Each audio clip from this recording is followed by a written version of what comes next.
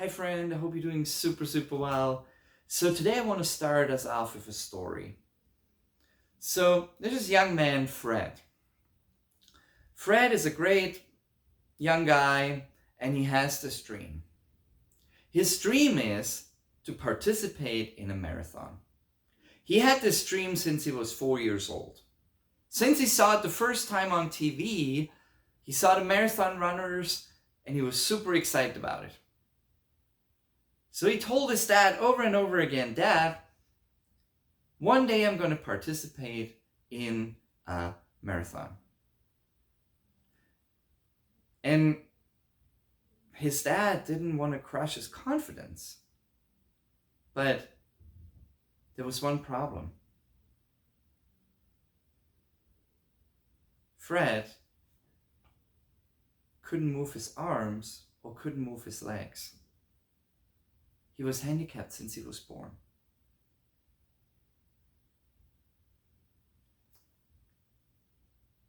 So Dad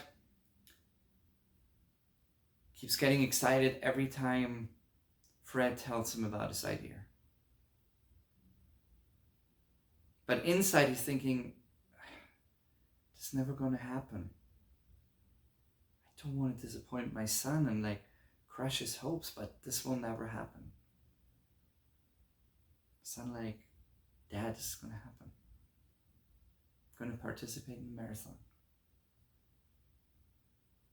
One day, a light bulb went up in the head of the dad. He's like, oh, I know how it can happen. Next thing you see, the dad runs around the house multiple times a day. Multiple times. And then he runs into town and back. And further and further and further. First he comes back after 30 minutes, then after an hour, then after 2 hours, 3 hours, 4 hours, 5 hours, 6 hours. And every time he comes back a little bit more tired. And then one day he comes home from work and he opens the trunk of the car, he pulls out this vehicle. It's a 3-wheeled vehicle, 2 tires in the back, 1 in the front, and he puts it down on the ground and kept it there. Now Fred looks at it and be like, Dad, what's this? This is interesting. What do you use this vehicle for? Dad doesn't say anything. He's like, trust me, son. Trust me, son. Son said, Dad, I always trust you. I always trust you. And then the dad puts rocks in it, into this vehicle. Fills it up 1/3 of it with rocks. Then he puts it on a scale and he's like, okay, that's about right. And then next thing you see, he starts running with that vehicle through town. He pushes it through town. Gone for 6 hours again. Next time it was 3 hours, and then it was 5 hours, 4 hours, 3.5 hours. And then a Saturday came around. That Saturday, Mom and Dad sit in the living room. Fred sits at the table, and they're talking. And Dad says to him with a big smile on his face, Son, tonight we need to go to bed early. At 7 o'clock. You don't need to be asleep. Huh? Dad, why? Saturday nights is usually our time where we're just gonna sit together, watch a movie, Mom makes really good popcorn, and we'll just sit on the couch. Why would we go to bed at 7?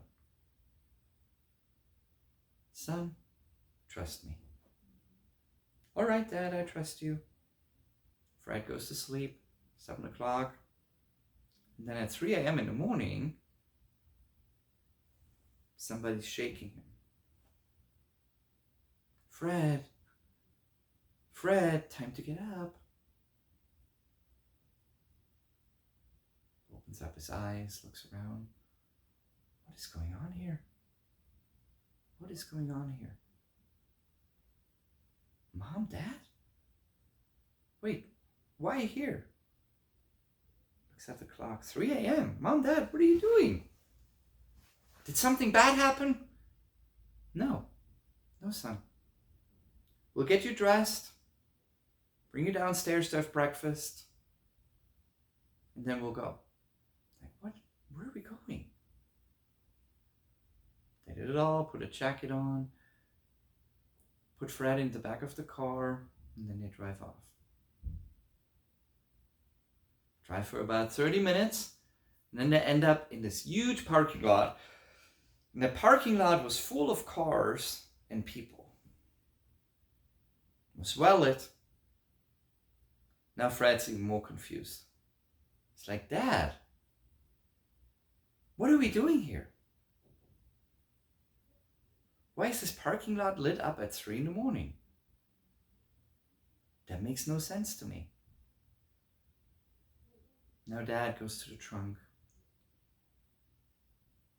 And then he shows up in front of Fred's door with the 3-wheeled vehicle.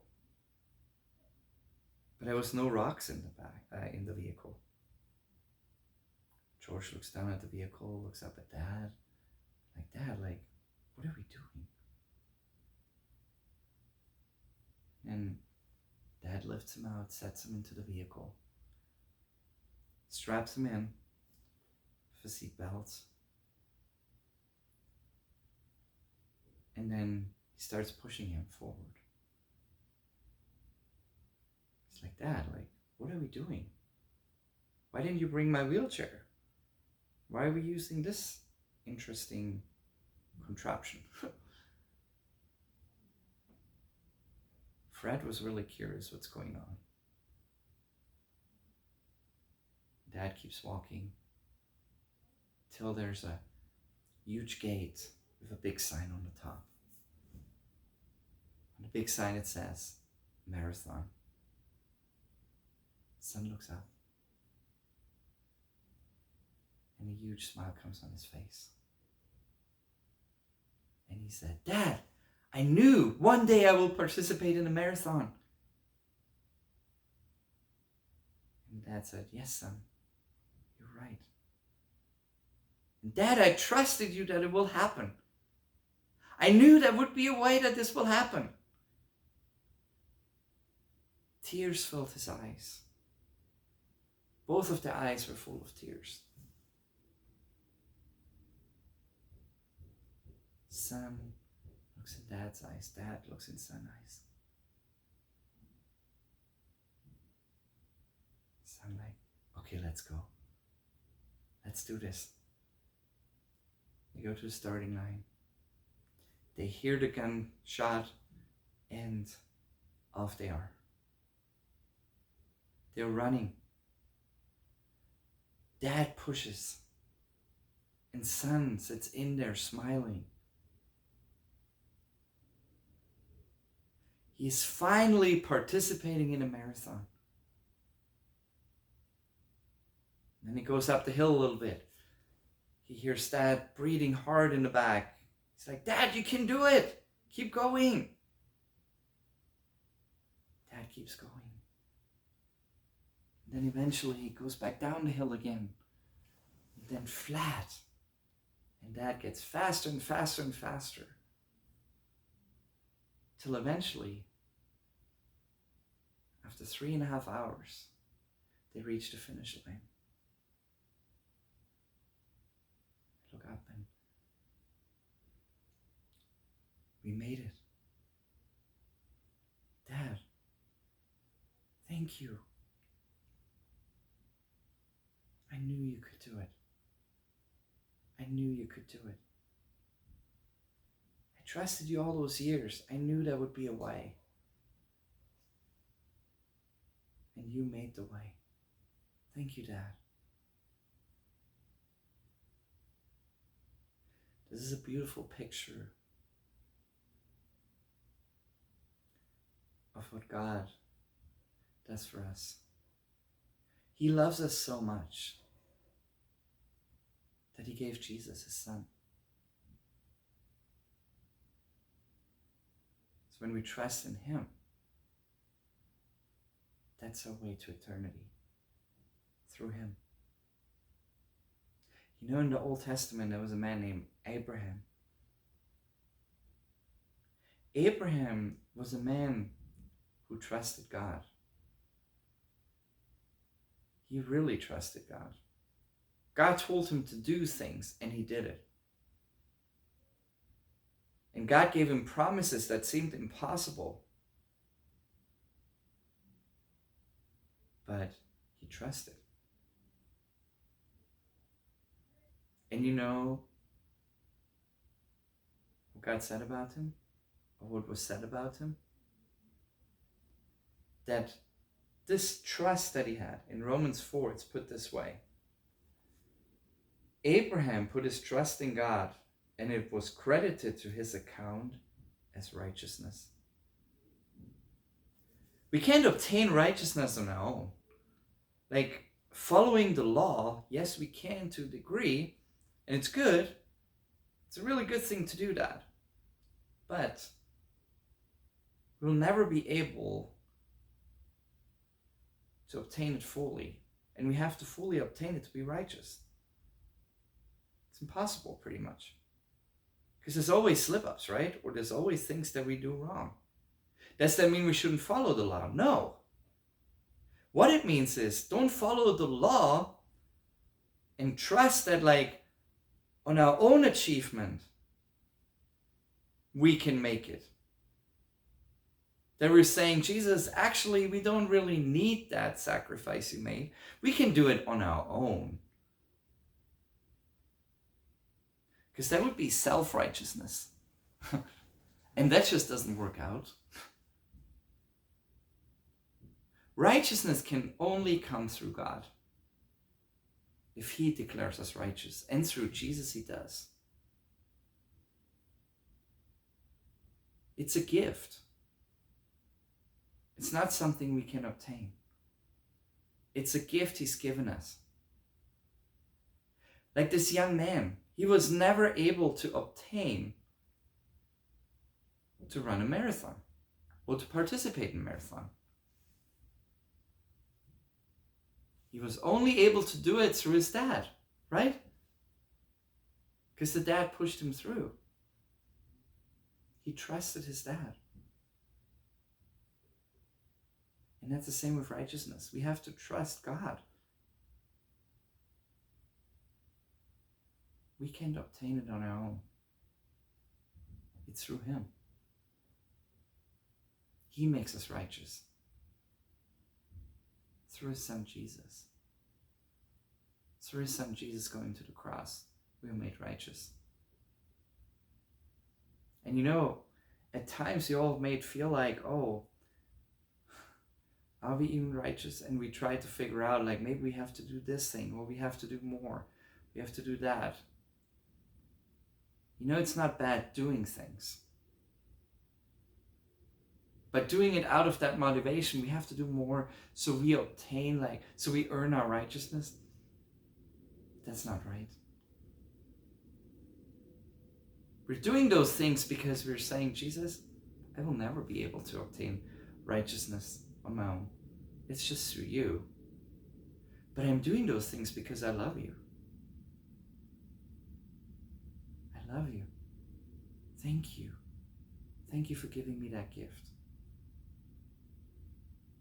I want to encourage you with the story and with Abraham in Romans 4. I want to encourage you to really search in your own heart, and myself included in that. Let's search where we're still trying to obtain righteousness on our own, where we're still not fully trusting and saying, God, I trust you. We're still trying to fix things on our own instead of saying, God, I trust you. Doesn't mean we shouldn't fix things. But the fixing should be done out of love. We want to do it because we love him. We want to grow because we love him. We don't want to do the right thing so we can obtain righteousness. Be self-righteousness. But let's look into our hearts and look where we have to grow. What areas, like, are we still stuck on that? And then let's ask Jesus to help us, to lean into him. I want to encourage you, read Romans 4 and let God speak to you through it. 5 is good too. Read 4 and 5. But let God speak to you through it. And let him encourage you through it. And then let him kick those things out where we do self-righteous things. We want to build our self-righteousness. And let those areas be filled with his righteousness.